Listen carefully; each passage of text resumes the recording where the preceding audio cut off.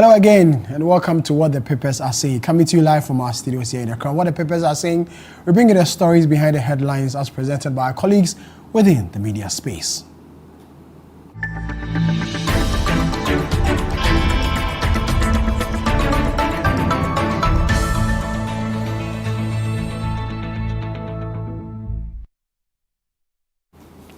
You're welcome back to What the Papers Are Saying. My name is Sammi Wiafe. Let's go straight to the stories we're looking at today.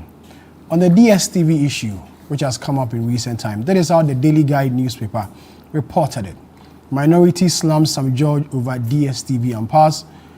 Channel 1 News says DSTV subscribers in Ghana to enjoy some 33 to 50% extra value St. George. City Newsroom, we fully support St. George on value upgrade. That's coming from Multi-Choice. And then we go to the issue of the KNUST assistant headmaster, which also dominated media discussion this week. And this is how the Ghanaian Times put it. It says, assistant headmaster suspended for alleged compromised position with female student. The Daily Guide says, GES fires KNUST assistant headmaster for fondling student's breast. The New Publisher says, headmaster caught fondling SHS girl's breast.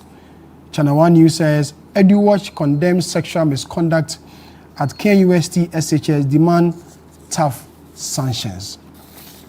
Also, some teachers have been on the street protesting the non-payment of their salary arrears. And this is how City Newsroom captured it. It says, newly posted teachers protest over 30 months of unpaid salaries. Channel 1 Newsroom says, teacher salary arrears to be captured in the next budget. Deputy Finance Minister. President John Dramani Mahama this week also announced that he will be meeting over 60 CSOs at the Jubilee House on Friday to discuss issues of Galamsey. And that is how the Ghanaian publisher captured it on the front page. It says, Mahama drags CSOs into Galamsey. Daily Guide says, handle Galamsey cases, drug abuse with urgency, acting Chief Justice to judges. Channel 1 News says, Ashanti region, 6 dead, others missing in Etiwa Galamsey pit collapse. Also, an issue that also came up this week is the announcement of an increment in the feeding fee of inmates in the various prisons across the country. City Newsroom says, government approves 5 cedi daily feeding for inmates, as announced by the prison's Director General. So these are the stories or the headlines we'll be looking at today on What the Papers Are Saying. Go for a break. When I come back, I'll introduce my guest for today.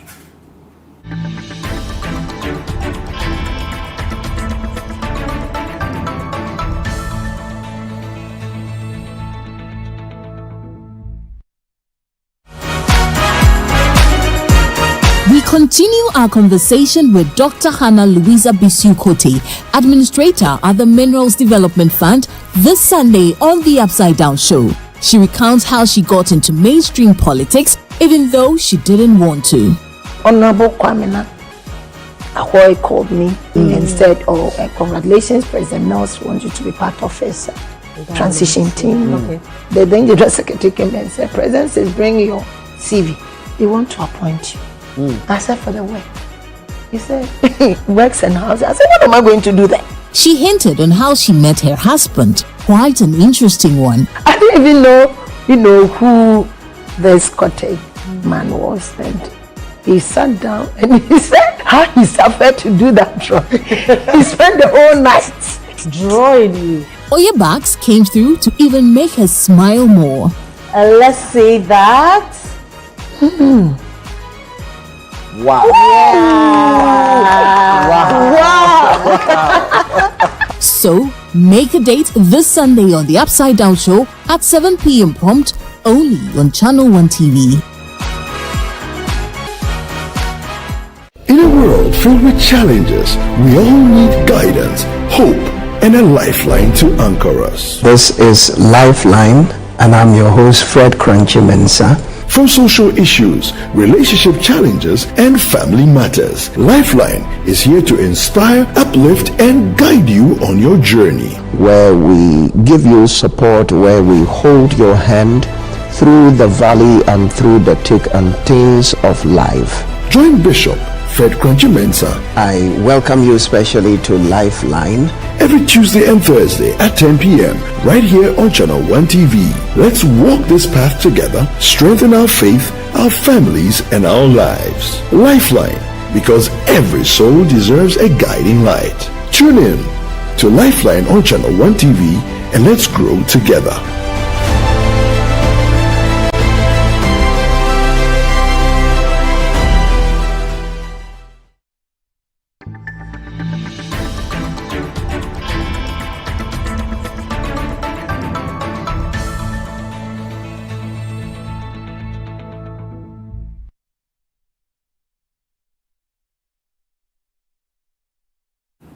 You're welcome back. You're still watching What the Papers Are Saying, coming to you live from our studio here in Accra.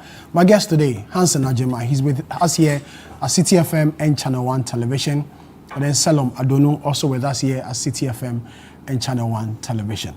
This week, the Minister of Communications was in the news. You know, he's having issues with DSTV or Multi-Choice Ghana over pricing for subscribers and the likes. Now, this week, he announced at a press conference that subscribers of DSTV will enjoy some 33 to 50% value addition to the current bouquet that they are enjoying. It made a lot of news. And then the minority in Ghana's parliament also announced at a press conference that indeed they would have wished that the Minister of Communication resigned because to them, he has not handled this issue properly as is expected to be done of a Minister of State. MultiChoice Africa has committed to implement an unprecedented increased value offer only in Ghana, and I repeat, only in Ghana, which will result in Ghanaian DSTV subscribers getting more services for less. Depending on the DSTV package or bouquet you use, subscribers will get between 33% to 50% more value. The new arrangement, effective from 1st October 2025, are as follows. For those who are on the Paddy Bouquet subscription, you currently pay 59 Ghana cedis. When you pay 59 Ghana cedis, you get upgraded automatically to Access, which is valued at 99 Ghana cedis, and you get 35 more channels. This represents a 40% savings. I will work with the heads of the above agencies to establish the working group in due course to comprehensively tackle this issue of cross-border piracy. Fellow Ghanaians, for this display of ineptitude, incompetence, and penchant for deceit, we of the minority demand that 1, the minister render an unqualified apology to Ghanaians for the waste of the nation's time and resources on this venture. 2, we call on him to account for the fines levied on DSTV. And 3, we deem him unfit to continue as the minister for this strategic ministry of communication, digital technology, and innovation, and therefore call on him to resign, or for His Excellency the President. The minority asking the Minister of Communications, Samuel Tejo, to resign over what they describe as his poor handling of the issue between DSTV Ghana or Multi-Choice and the issue that have dominated media discussion. Let's start with the conversation. Hansen, I'll start from you. I'm sure when the Communications Minister came to announce this whole package, the expectation for many was that we're going to see a reduction in this whole thing. Were you surprised about this announcement? I think from the minister's own posture, it looked as though he was going for a reduction, in the technical sense of a reduction of 30% and nothing less, because the DSTV had consistently made the point that it was not going to be possible for them to do the 30% reduction as the minister was requesting. The minister, on the other hand, noted that considering all factors available to him which could play into the pricing of the packages, the reduction was the only way forward. And I think a recent video that has gone very hard to do with a commentary by the minister to the extent that some issues like this, where DSTV was seeking to rather increase the value for which consumers are paying for, was not going to be accepted. So if you consider all of these things, you are also looking at a point where there was going to be a difficulty in coming to some form of compromise between the two. But it's important to note that if you look at it, whether you call it a reduction, you call it promotion, or whatever you call it, there's some form of reduction in there. I think that that's the first thing we ought to accept. Because if you used to pay for, say, the paddy, or you are paying for compact, if you pay compact, you get compact plus. Yeah. If you don't like compact plus, you can pay for family and get compact plus, which is a reduction in the amount you'll be paying eventually. However, it's also important now to consider the posture of the minister, and I think that we are also looking at the political aspects of it, the posture of the minister in dealing with this matter, where he had previously noted that he was not going to accept a situation like this. If you end up accepting it, what I think the minority is saying is that he should admit to the nation that his initial proposal was not tenable, but DSTV has decided to agree to a value addition as it is, and not to package the value addition as the reduction for which he was advocating. But I think that the call for his resignation or for his dismissal is too far, because it was a noble cause. And I think that the minority themselves admit that this is something that we ought to be looked into, because Ghanaians are being charged more than other countries within the sub-region. And so if they agree, I think that the cause by the minister to secure a reduction for Ghanaians is laudable. The challenge has to do with the how. And I think that as a minister of the caliber of the Honorable Sam George, someone who's also a cabinet minister at that, the public banter, what looked like some sort of controversy that existed between him and a major player within the communication space like DSTV, was one that could have been avoided after all. I mean, look at this scenario, that the minister comes out to say that he's received complaints about the cost of DSTV packages compared to other packages in the sub-region, and the ministry is looking into it. A committee has been put in place to look into it. The committee representing government, or government representation on that committee, goes to that meeting, forcefully push for the point that we need a 30% reduction. DSTV comes to explain why 30% reduction is not possible. And then both parties come out with this arrangement where there's value addition. Do you think that this will be the reaction he'll be getting? I think this will not be the reaction.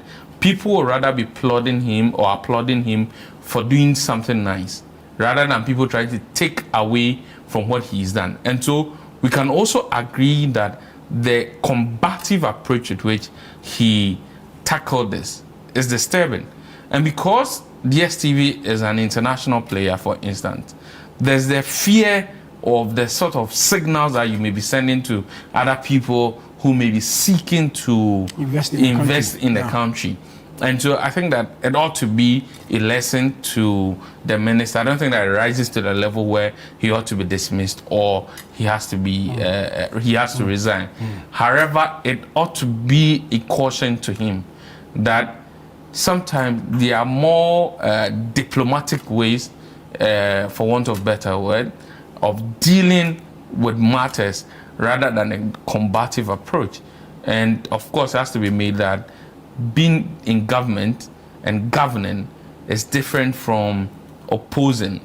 And as a minister, he's not only minister for Ghanaians, of course, he's also minister for industry players. Whether the company has a character of being a Ghanaian as a company or as a legal artificial person, as a legal person, or that company has a foreign character, he serves the purpose of both. Okay. And so, to conclude on this point, I believe that it is a reduction regardless of how you see it.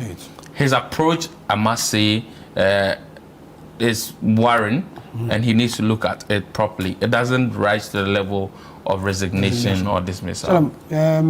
Resignation, too far to call, is the right order? Resignation about what? I don't see any need for resignation.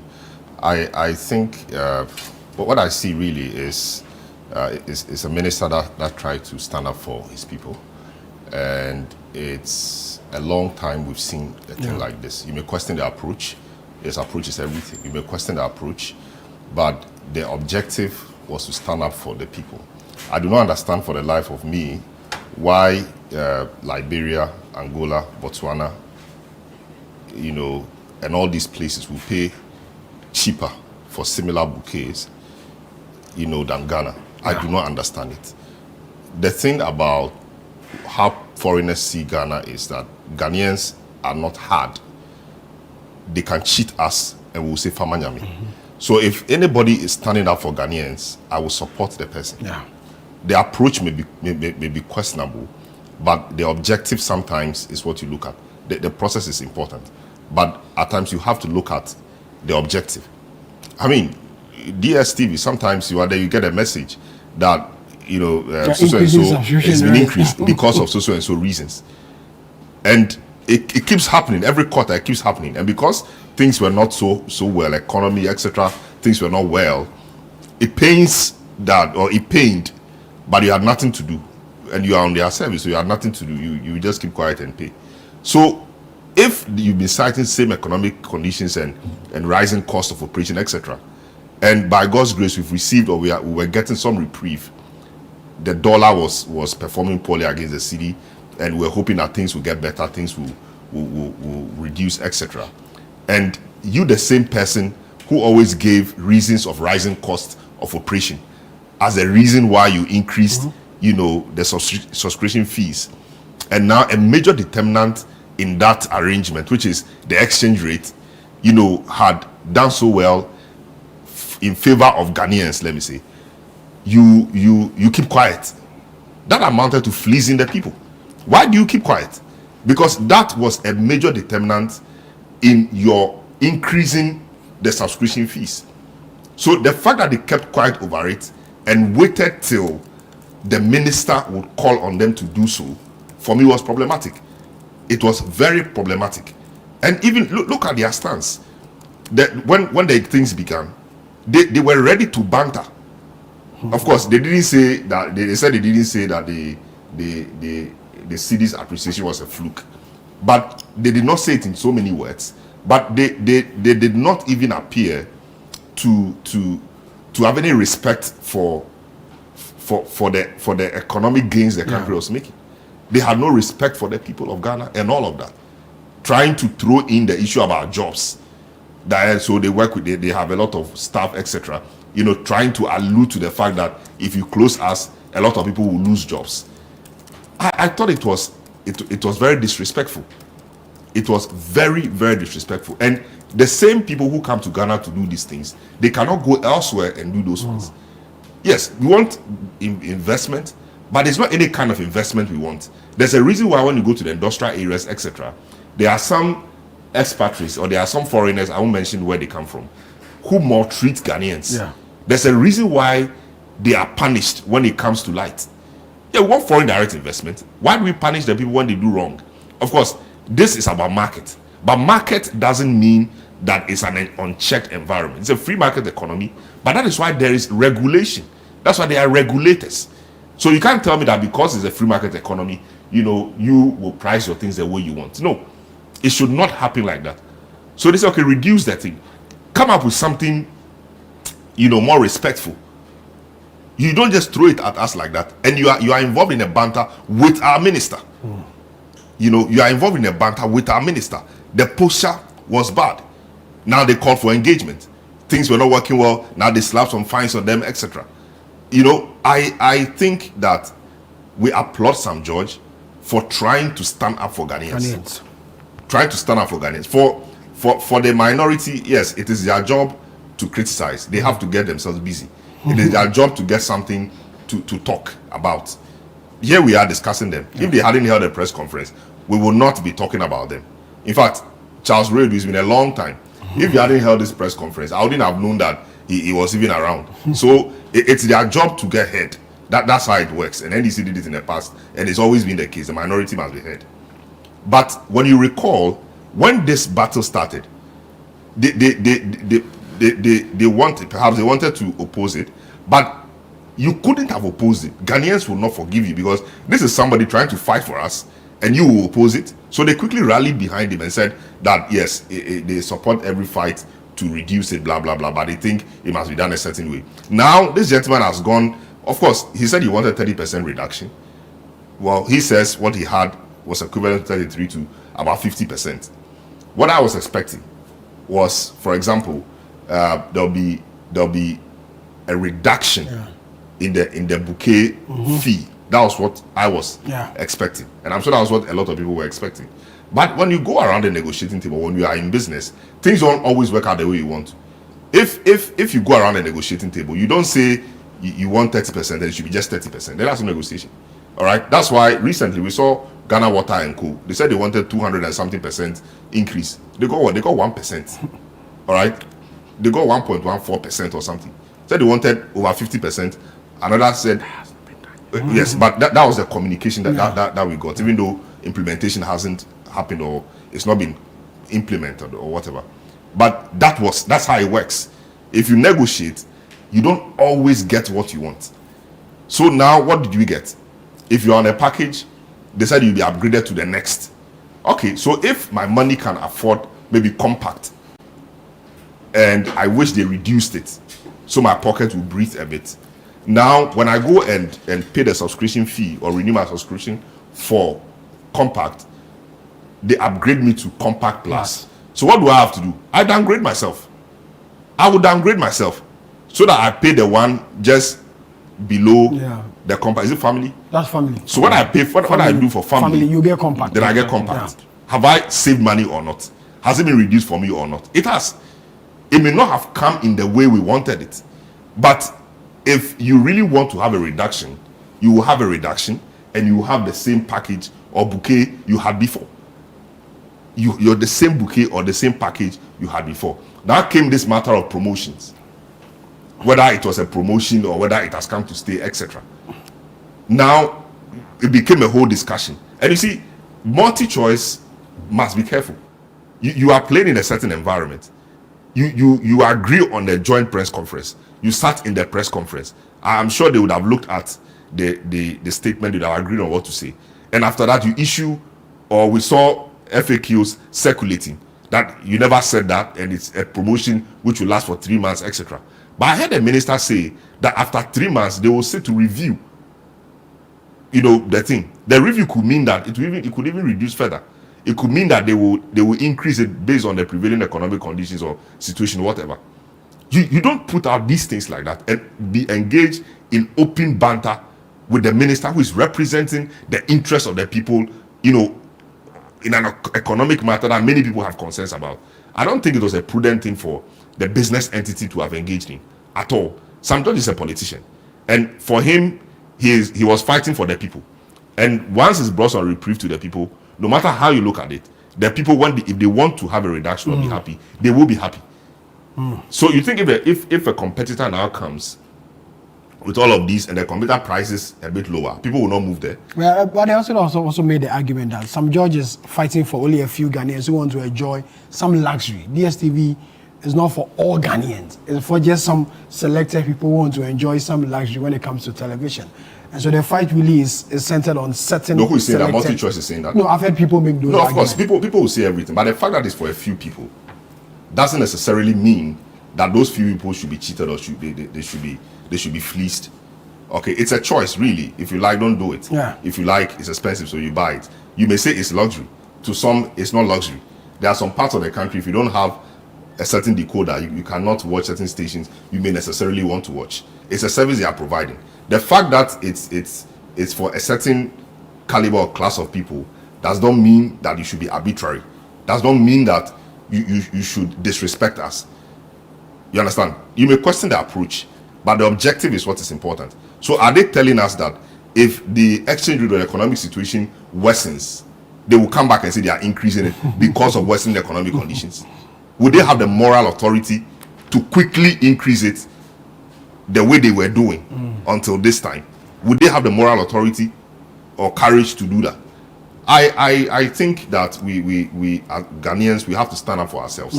This will not happen anywhere. Okay. And they've I mean, there's a Nigerian DSTV, people do it, etc. It's cheaper. How come that is even cheaper when it comes to Ghana, even through middlemen? That's the question they must be answering. And Nigeria's economy is not way better than Ghana's. Of course, I can understand the economies of scale. They are more, etc. How about countries like Liberia? How about countries, small countries? Why are they paying cheaper than us?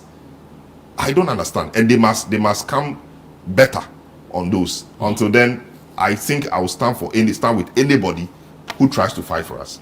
Hasan, final bite on this, just 30 seconds before we go for a break. I think in 3 months' time, when the committee sits to look at this, one other thing the minister would have to look at and perhaps to bring finality to is to look at their pricing build-up, the price build-up, to look at what exactly goes into the pricing, so that it will resolve the issue once and for all. So that, I mean, we know how volatile the volatility of our economy.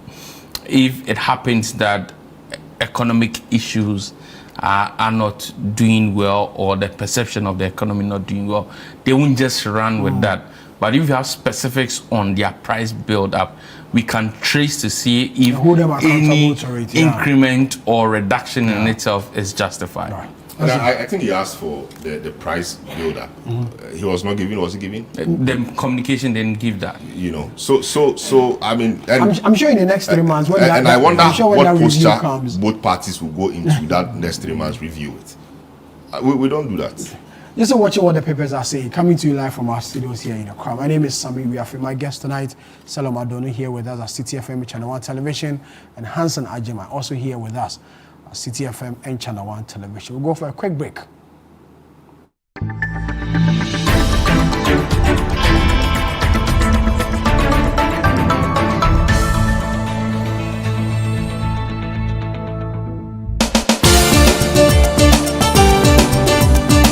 In a nation full of questions, where truth often hides behind noise, one show dares to ask what truly matters face to face. With fearless clarity and a quest for accountability, host Umaru Amadou sits down with the movers and shakers of politics, governance, society, and business, confronting the issues that define our national conversation. The party itself has said that whenever you are in opposition, you should choose flag bearers early. So what you are trying to tell me is that you want somebody who is going out to come and select a leader for you. So the next person will come and say, but I didn't select him. Direct victim of attack, violent attack. Where and when? The first one happened in Parliament. I was pregnant. Now, for me, it was legitimized by a radio or TV station giving her a position to work. So for you, take issue with GH1 and what and giving her the platform. That is where the minority is. We are on them. We've asked questions. President Mahama will be a mean president if he prioritizes only his children and DCP. He needs to demonstrate a Ghanaian government. Every Tuesday at 9 p.m., join Umaru Amadou on Face to Face as he digs deeper, challenges power, and reveals the stories shaping Ghana's future. Only on Channel 1 TV.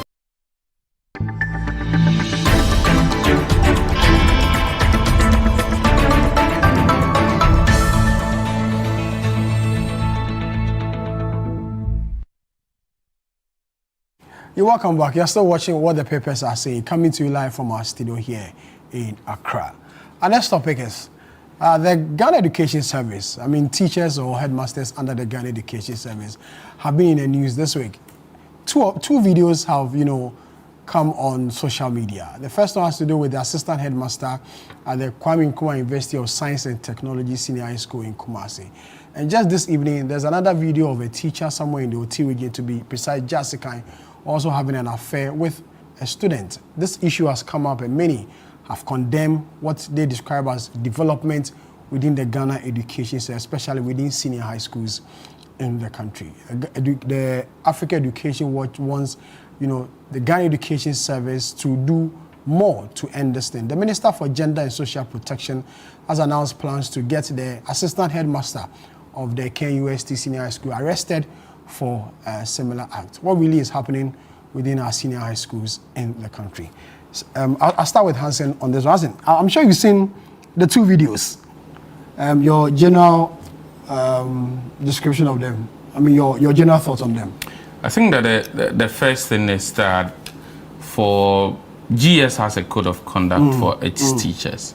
And so the initial point is that any staff who has any form of carnal knowledge of any female or male people of any age, with or without the person's consent, is guilty of professional misconduct. And I think that the GES and the various education bodies are taking care of that. And so this is a strict matter of what the code of conduct of the teachers of GES is. So once you act as a tutor to a student, you cannot say that the student consented. And so that in itself ought to be made clearly.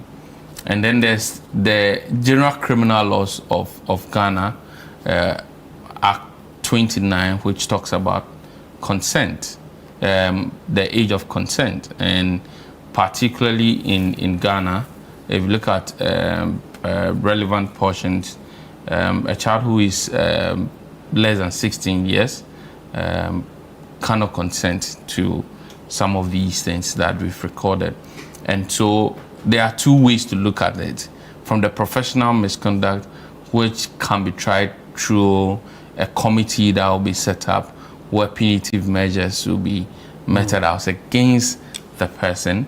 And then from a criminal level, for instance, where if particularly for the SHS 1, if the age of the person is below 16, then we are talking about defilement depending on the level of relationship that existed between the teacher and the student. But the issue of sexual harassment and some of these things within our senior high schools, even in our universities, is one that we need to pay keen attention to as a people. A lot of times you may have people who say, yes, there are some of the students who may be stubborn in their own way. But the point is that you always have a system that encourages it. So you go to a school and then people are pointing fingers that this particular teacher, this is how he is. And if you meet old students of that particular school, they can tell tales of that teacher, but no punitive measure, no investigation, nobody cares. And we send these young girls, young boys to school, expecting them to go and learn. Here's the case that they are in an environment that adds additional burden to them, exposes them to actions and activities that they are not ready to handle as young people, making them lose focus of their books, lose focus of their academics.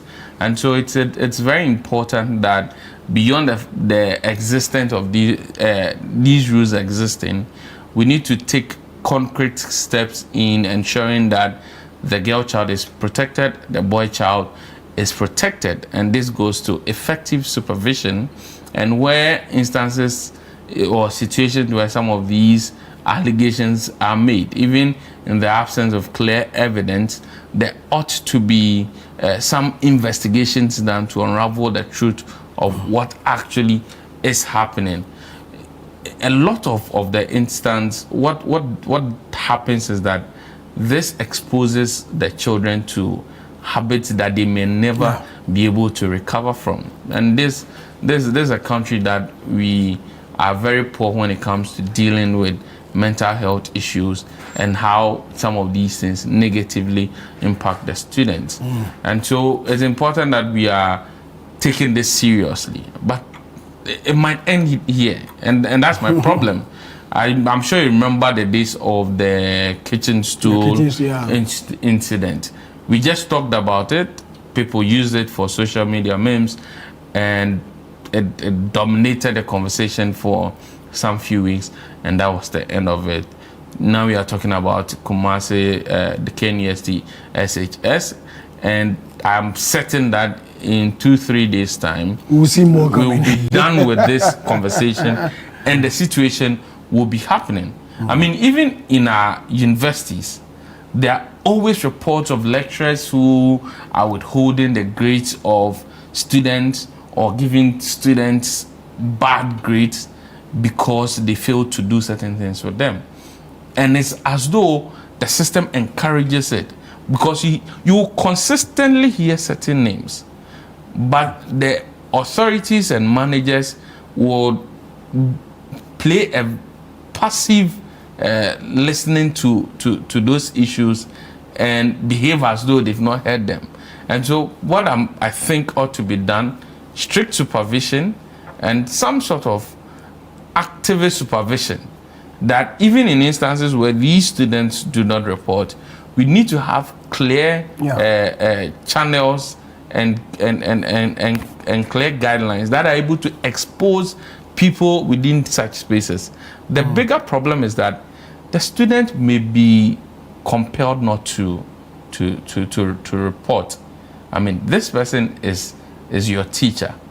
The person has the ability, may threaten her, and even beyond that, the student might be thinking that he or she is getting some benefits out of it. And these are people that we say they do not have the mental capacity to be able to consent to certain things.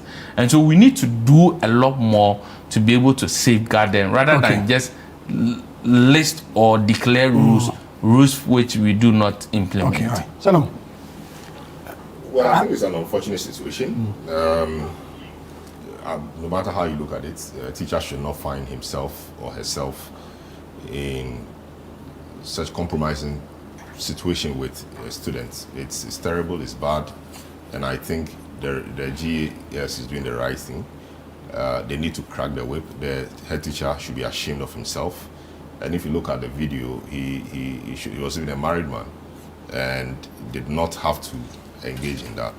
He should be ashamed of himself. And I'm happy he's been suspended. And I hope that they go through the processes and then deal with him appropriately. In fact, even in school, when students are found in those situations, there are sanctions, there are punishments. As students of the same age, the same level, found in such compromising situations. That's why there are codes of conduct, or there are codes of conduct. You don't have to engage in sexual activity, etc. in school as students. When you do so, there are grave consequences. If you're a teacher, the bar is even higher. And the power dynamics at play even makes it more difficult, because you are a person in a position of influence or authority over the person. You have more influence, you have a bigger bargaining chip, especially if you are the person's teacher, or you have some power over the person. So no matter how you consider it, it is wrong and it must not be encouraged. The sad part of this is that the gentleman looked on whilst the girl was videoing and the lady too. Why was she videoing? I mean, it even tells you how, is it naive or I mean, how was it? I'm not sure the word is naive. The girl was. I think we need to improve sex education in school. Of course, the young people of today, they may think they know everything. Yeah. But you need to let them understand the consequences of this. So look at this girl, for example. This video is on the internet. The internet, they say, doesn't forget. 10 years, 20 years later, this thing comes back. What will be your explanation to that? So they need to be told the consequences of getting themselves in such positions and even recording these things on record. What I also think the GS and schools should do is they should have a system where anonymously people are able to report such instances. So if you're a teacher and a lot of the students keep reporting that this is what you do or this is what you are doing, the school authorities must have a conversation with you. They may not have proof. If they have proof, the better. They may not have proof, but the fact that your name keeps coming up in these things should make the school authorities want to have a serious conversation with you. And if you're unable to defend it properly, I mean, they should crack the whip. That is the only way some of these things will stop. When you ask the students, they know who is who or who engages in that kind of thing. There should be a system. In fact, those days there were counselors in schools. I don't know about now, but we need to get to a place where our schools are safe. We send our daughters and we are sure that no predator in the form of a teacher we have entrusted the students to will prey on our girls. It is wrong, it is unfortunate, and I think the GES should do what is right. We'll still stay within the educational sector because this week some teachers who say they've been posted have not been paid for the past 13 months. They call themselves the Coalition of Unpaid Teachers from Colleges of Education and Universities. This week, they held a protest at the Independence Square demanding that for the past 13 months, they should be paid their salaries. The march began at the Obras Port at Kwame Nkrumah Circle, making stops at the Jubilee House and the Ministry of Finance before ending at the Independence Square. At the Jubilee House, the coalition presented a petition demanding immediate payment of arrears owed to them. We are pleading, as citizens of the Republic, that the presidency comes in our aid. Talk to the powers that be, give us whatever that needs to be done, give us our staff IDs and our salaries for us to also be because we are surviving now. We are just we are living on loans and all that. Receiving the petition, presidential staffer Bridget Otu assured the demonstrators of the president's commitment to resolving their plight. Once you have brought this here, I will definitely take it in there. No, it will not be under my desk, as somebody said, No, but it will be looked at as to why the delay has occurred. I have no idea. But what I can say to you, especially you, as you're very upset over there, that it will be looked at and hopefully, like you said, whether it's October or November, this will be treated urgently because we don't want to see our teachers on the street. The group then moved to the Ministry of Finance, where Deputy Minister Thomas Nyako Ampem received them. He indicated that government would factor the outstanding arrears into the 2026 budget due for presentation next month. And so in the next 30 days, the finance minister is going to Parliament to present the next budget to Parliament.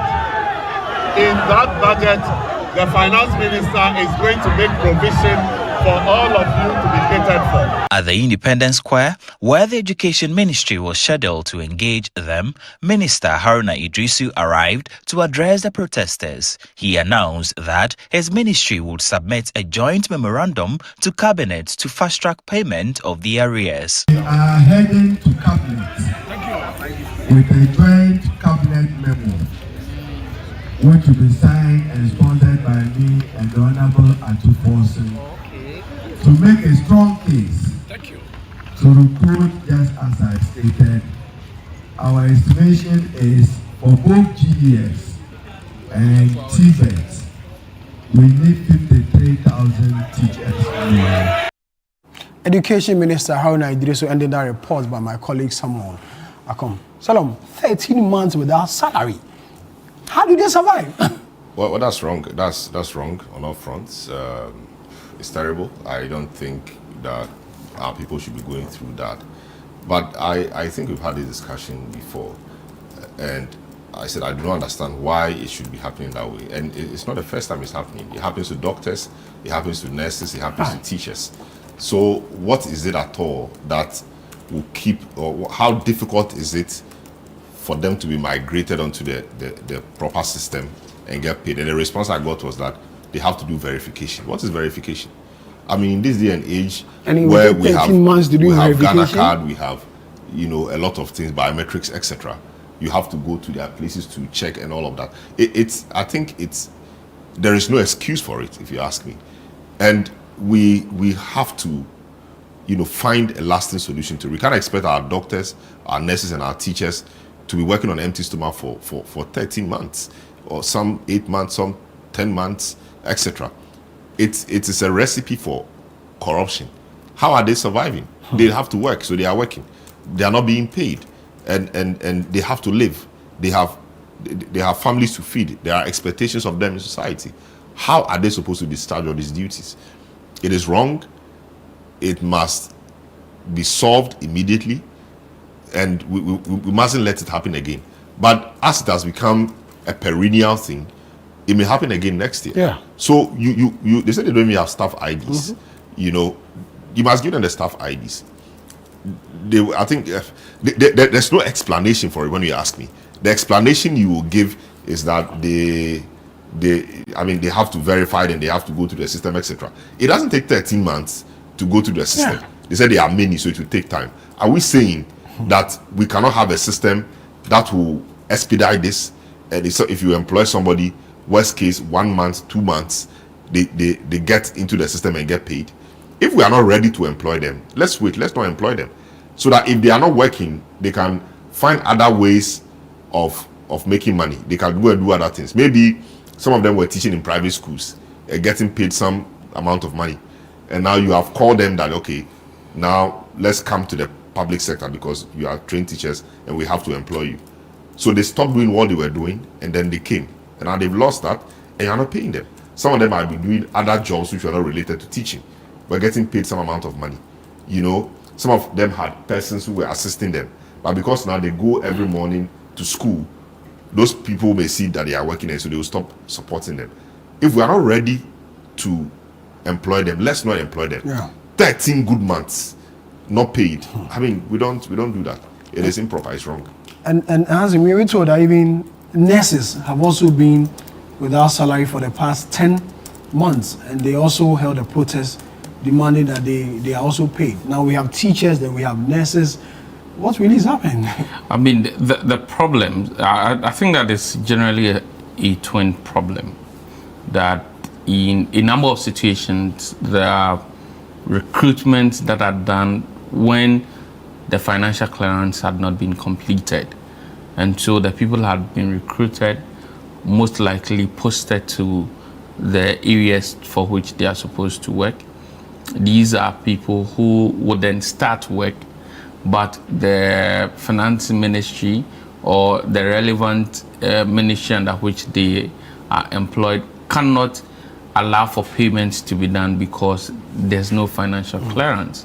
And of course, I mean, if you look at all aspects of our life, our economy, talk of abandoned projects, you get issues where a project begins and there's no proper budget allocation for it. It gets to 60% complete, it's abandoned. This is the problem we face in the first instance. Then in situations where there's even financial clearance, there has to be validation of their documents. Our problem is that we have too many systems that are not communicating with each other. So you have the Ghana card, you have SNIT, you have a host of other documentations and identity platforms that are not communicating with each other. And a lot of these ought to be done manually. So it prolongs the issue. And you cannot also take away the fact that these persons were recruited in 2024 in an election year. That's the bigger question. Was the government ready at the time really to pay them? And how come the government recruited them at that time and did not take steps to ensure was it for that election purposes? Was it for election purposes? I mean, all these questions will come up. And you see, for me, I always be with a young man who is looking for something to send home. Now, Sammi, if you understand how a lot of people fend for their tertiary education, even after they've been able to pay for their fees, the challenge they go through in fending for themselves, you would describe anybody who denies such a person employment or denies such person his rightful wages as wicked, because a lot of young men go through hell before they're able to complete their tertiary education. And for some of these people, it takes the commitment of collective society, of collective family effort to be able to take them to school. And the family would do this with the thinking that tomorrow you would get some meaningful employment and be able to also help back. Perhaps there are some siblings at home that you need to help. Here's the case, this person is employed. I mean, we know teachers are not paid that much, but this money in itself is not even being paid to them. And so you even create a mental problem for them. And a lot of these teachers exposed to data of students like this and exposed to young people that they may be able to take advantage of, you create an entire challenge for our education system. Do they even have a passion to teach accurately? Are they teaching the proper thing?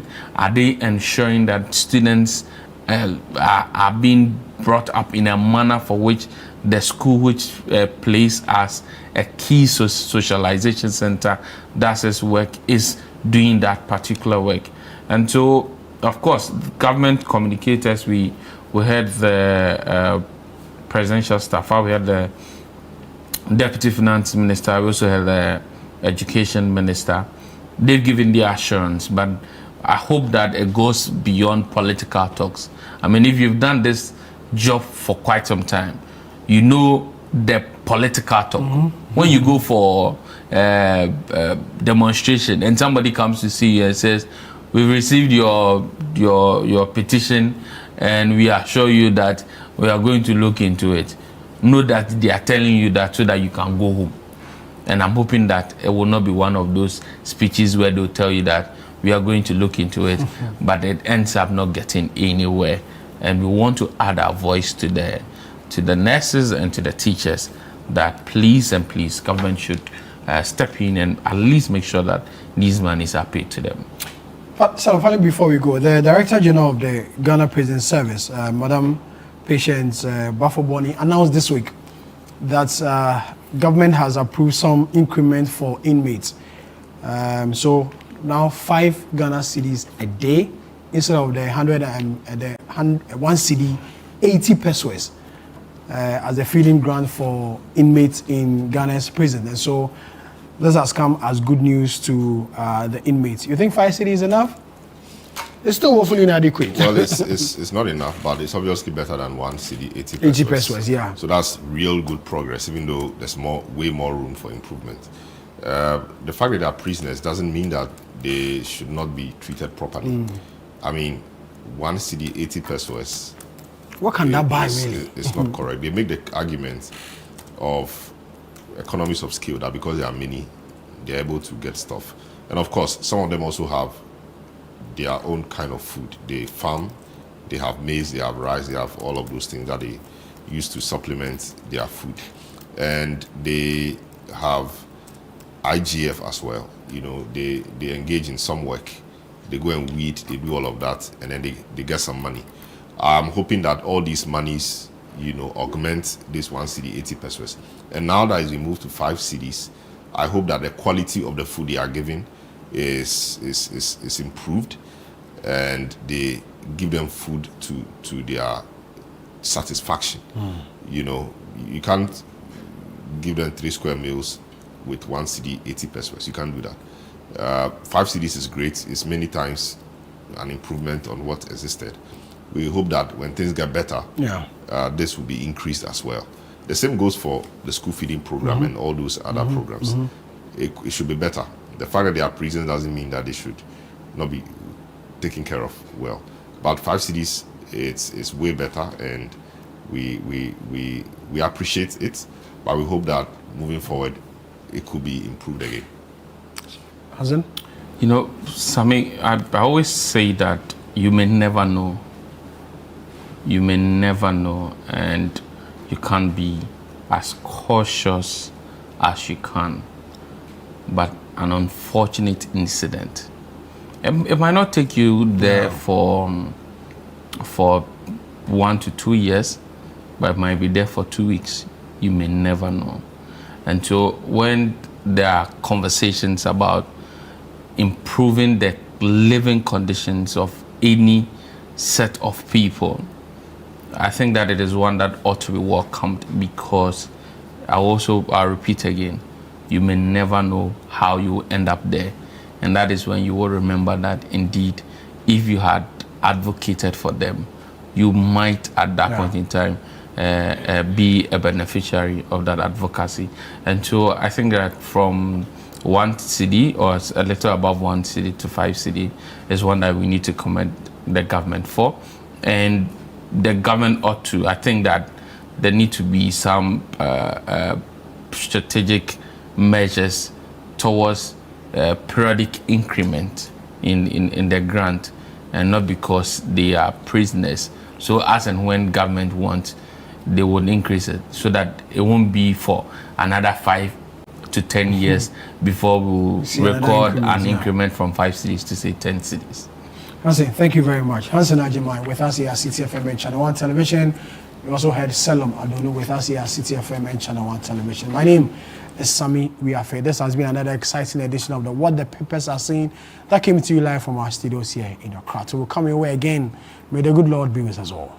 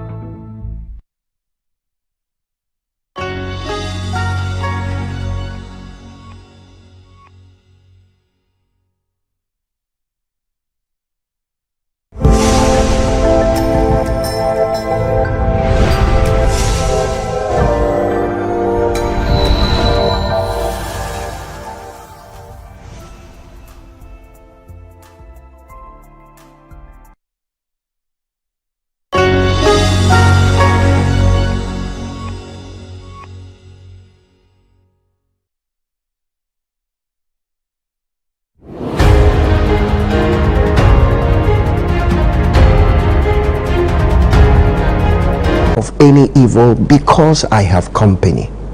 People, life sometimes can be interesting, but when you have somebody who can stand with you, when you have